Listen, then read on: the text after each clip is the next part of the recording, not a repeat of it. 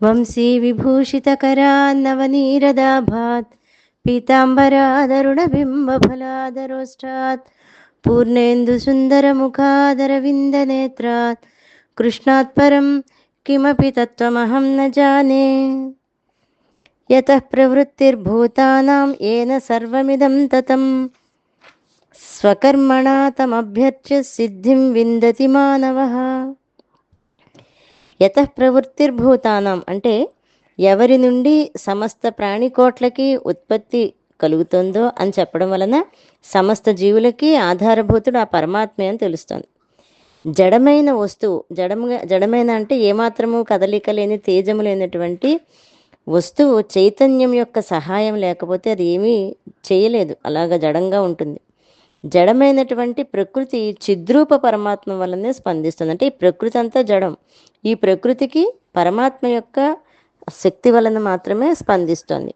కనుక సమస్తానికి కారణభూతుడైనటువంటి ఆ పరమాత్మని యందు అపార భక్తి శ్రద్ధలు కలిగి ఉండి వాళ్ళని ఆరాధిస్తూ ఉంటే పరమశ్రేయము కలుగుతుంది అని చెప్తూ, ఏన సర్వమిదం తతం అనేటువంటి వాక్యము గీతలో ఇంచుమించుగా 3 పర్యాయాలు చెప్పబడింది. దేని చేత ఈ సమస్త ప్రపంచము వ్యాపించబడి ఉందో అని దాని అర్థం. అంటే పరమాత్మ సర్వవ్యాపకులే ఉండడం వలన ఈ ప్రపంచంలో వారు లేని చోటు లేదని తెలుస్తోంది. పాలలో వెన్న వలె వారు సర్వత్రా వ్యాపించి ఉన్నారు.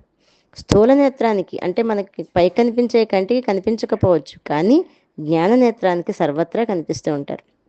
ఈ ప్రకారంగా అణువులోనూ భగవంతుడు వ్యాపించి ఉండడం వలన సర్వసాక్షి అయి సమస్తము పరికించటం వలన ఈ ప్రపంచం అంతా ఆయన యొక్క ఆధారం వల్లనే, ఆయన యొక్క ఆజ్ఞ వల్లనే నడుస్తోంది అని తెలుస్తోంది.